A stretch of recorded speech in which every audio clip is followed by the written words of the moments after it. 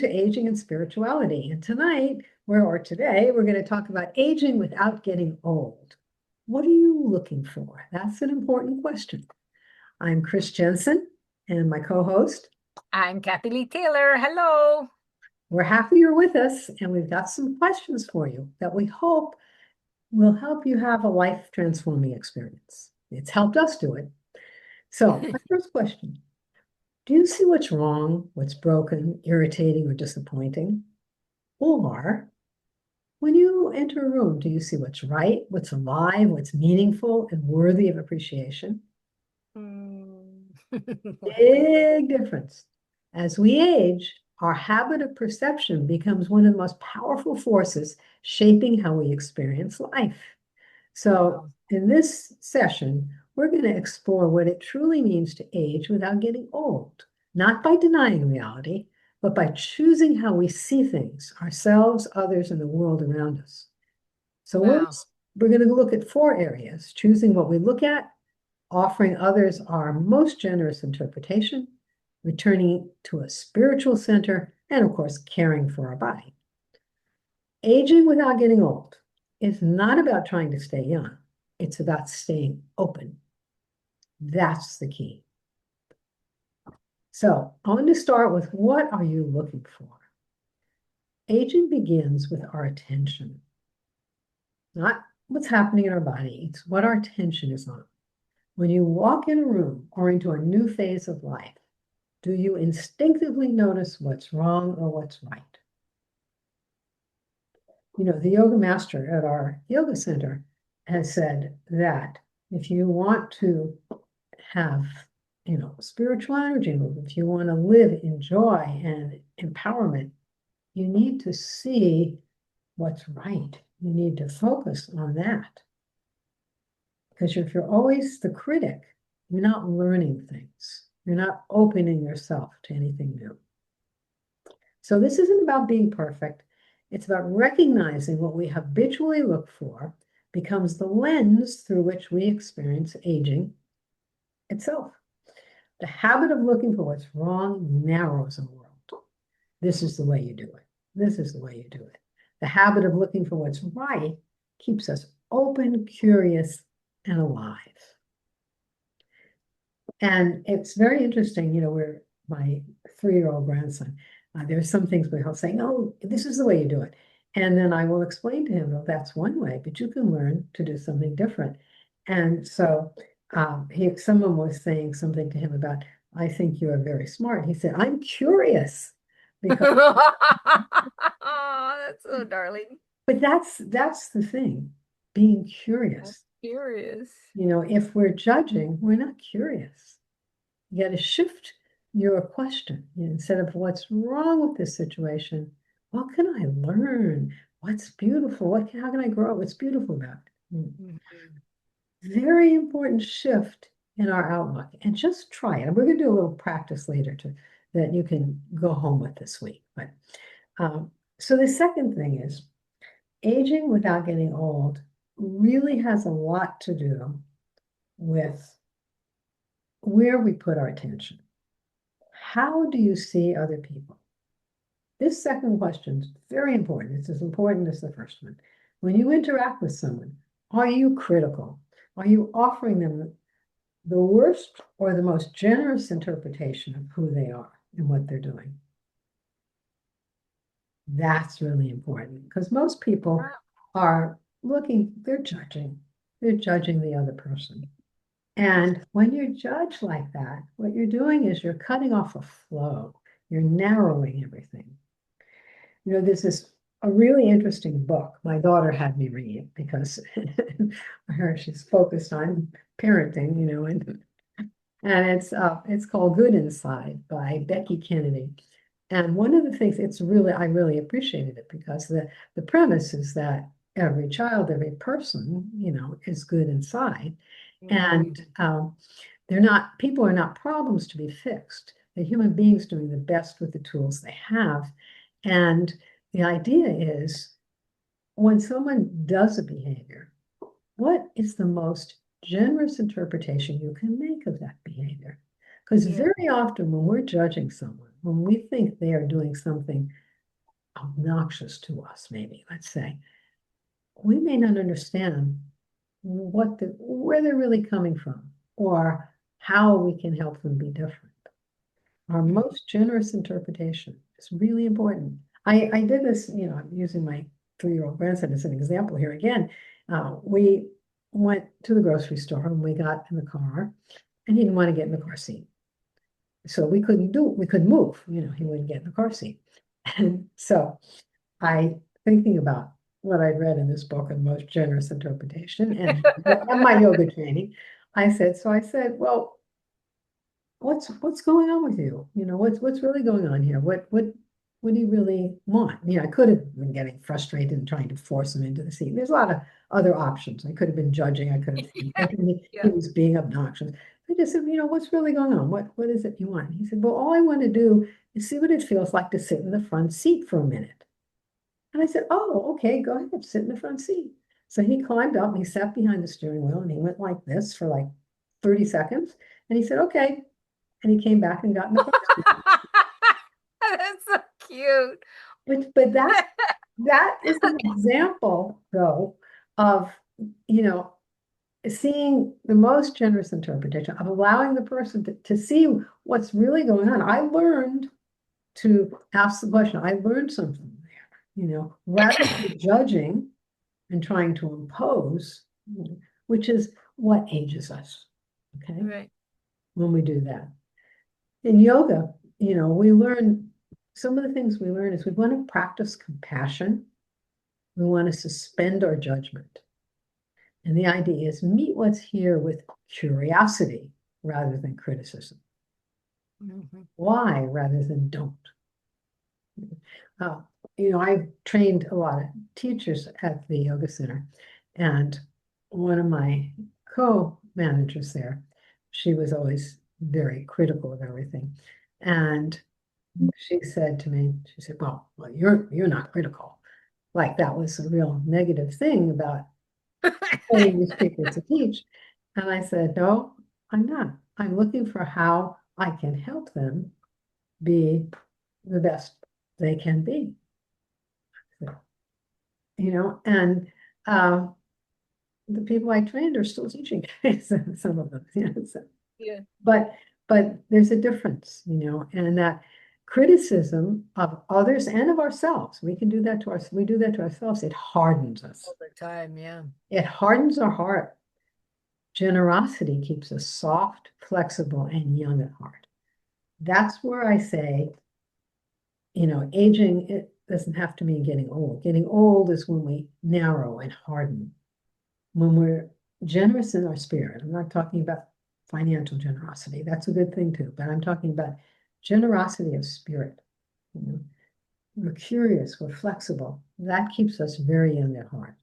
We're learners. You never stop learning, never. We never know everything. Old is an age, it's a closed mind. It's a closed mind. An open mind isn't an old mind. So that's really important.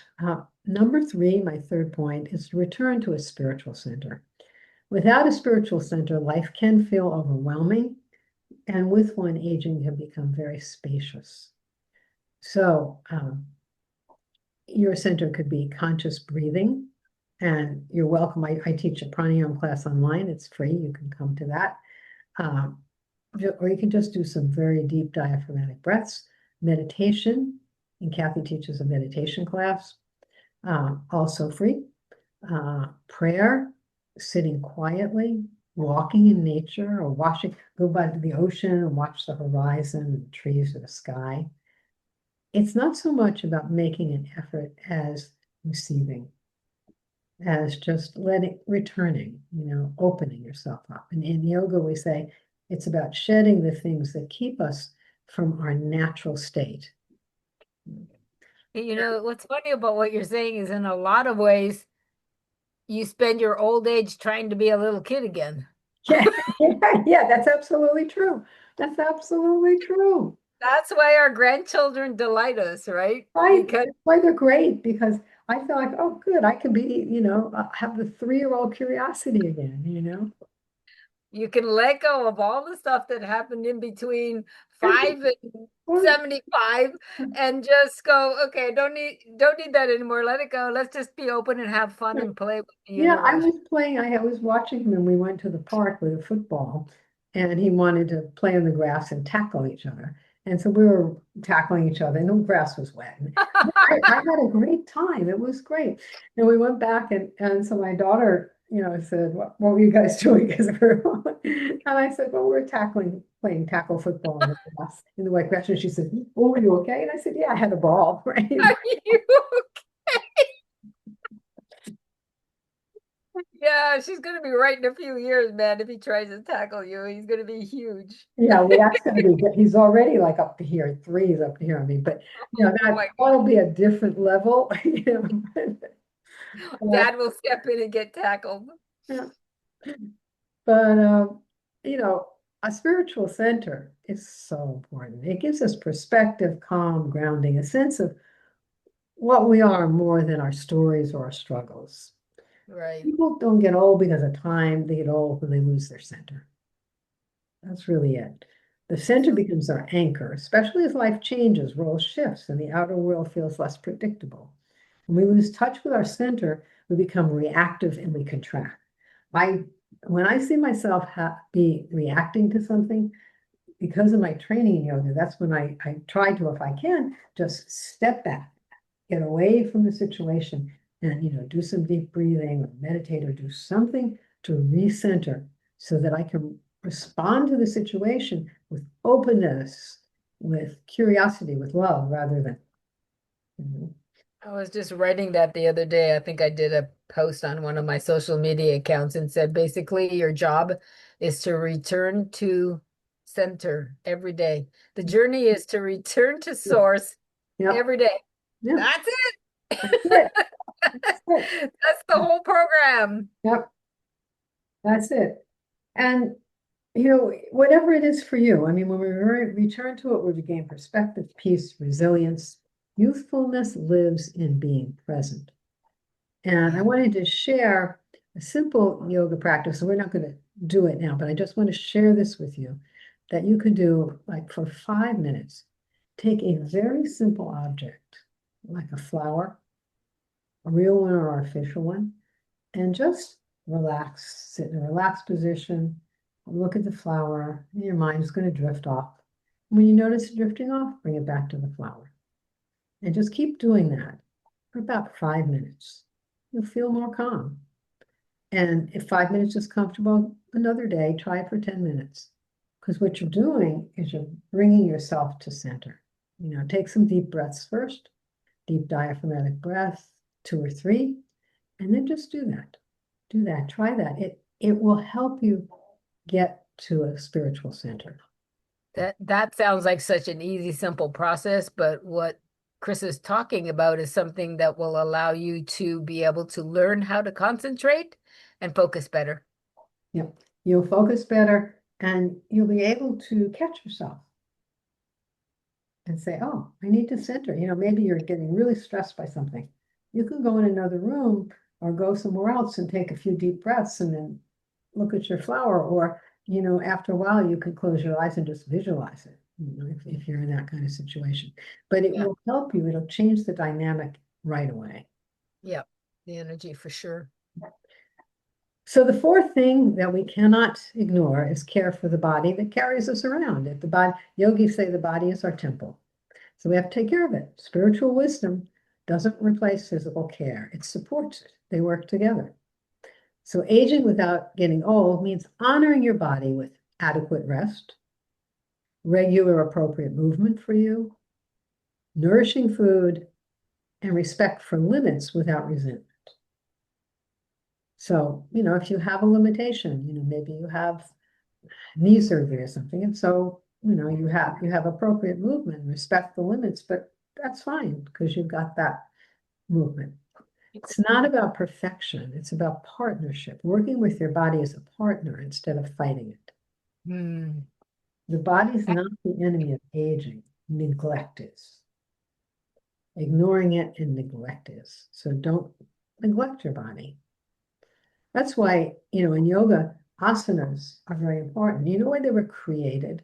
I mean, the whole thing of all the hundreds of yoga asanas was created so that the physical body would not distract people.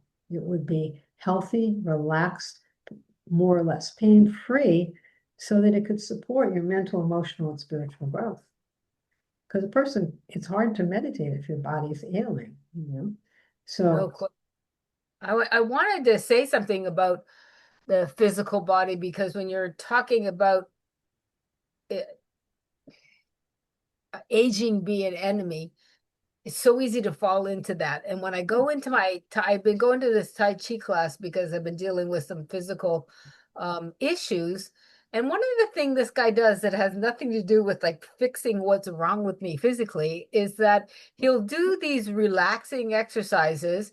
And then when he's done, he goes, "Thank you, arm, mhm. shoulders, thank you, hand, thank you, leg." And I'm like, I come out of there and I realize I just spent an hour relaxing and thanking my body. Literally. Great. It it makes such a difference. Yes, yes. It really engenders such a beautiful connection instead of you're always pissed off at your body. Like you heard all the time, you're not working right. I have to feed you. You're a pain in my butt. Like you know what I mean? Like that's probably the normal conversation I have with myself. So it really stands out for me. I come out of the class and I'm like, I just thanked my butt, or I thanked my leg, or I thanked my, because it can move. It can actually do what he asked me to do, and Yes, it's yeah, it's really powerful. yeah. Yeah, I mean, it's a very powerful thing. I remember Ramakrishna saying it's important this one person asked him about some organs they were having problems with, and he said, you should thank your organs for all they do for you, Yeah, and that's a great thing. And I've been doing that. I got into the habit of when I was working full time, I would do some postures, and I always meditated, but then I do some postures and I would rush off to work because I didn't have much more time. And I had skipped doing any deep relaxation. yeah, And recently, and this is a lot of years later, every time I taught a yoga class, I would, of course, end it with talking people through deep relaxation. But I realized that when I was doing my postures at home, I wasn't doing that. And it was yeah. important. And I started doing it. And It makes such a difference. it's like a Yeah, treat for the body and the mind. It's great. It's great. definitely body definitely loves it. That's definitely one of the things I'm noticing with the class too, is that he does deep relaxation at the end of every class. And I'm like, gotta do this every day, Kat. Gotta Gotta do do it this. every day. Just talk yourself through it. And we have a recording of Ramakrishna talking through it. So I know. that Put was, it on and go. yeah, Yeah. great. It's great. So there's something I was going to suggest you try this week that could help you with all of these things if you're interested in aging without getting old. And that is for 1 week, when walk into a room, silently name 3 things that are right. Just walk in, there's a bunch of people in there. Oh, these people are gathered together. Beautiful room, the light's great, whatever. 3 things that are right. When you're interacting with someone, offer one generous interpretation of them. Just That's one. cool. And each day, pause for 3 conscious breaths. We're going to end this with 3 conscious breaths. And then do one kind thing for your body without guilt or force.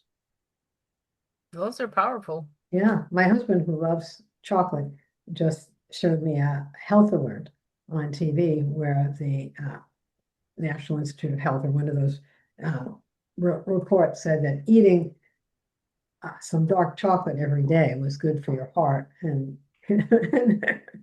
And they're pushing dark chocolate. I've seen it all over. Yeah. yeah, so anyway, very interesting. So um, I thought we would just do 3 deep conscious breaths and then we'll say goodbye. So Yeah. conscious breath, you just place your awareness at the base of the spine. Inhale, filling the abdominal area, the ribs, all the way up to the collarbone with your nice inhale through the nose, and then exhale from the upper the ribs, and the abdominal area. Two more of those. Just keep your aware on your breathing, right at the base of the nose. Two more like that.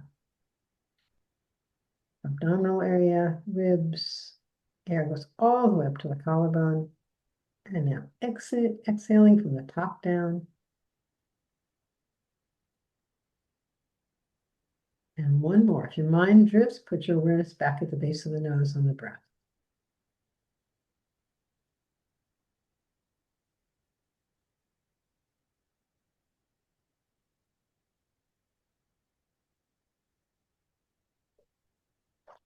See how easy that was? So every day, 3 conscious breaths like that, pretty easy. Feel Yeah. better.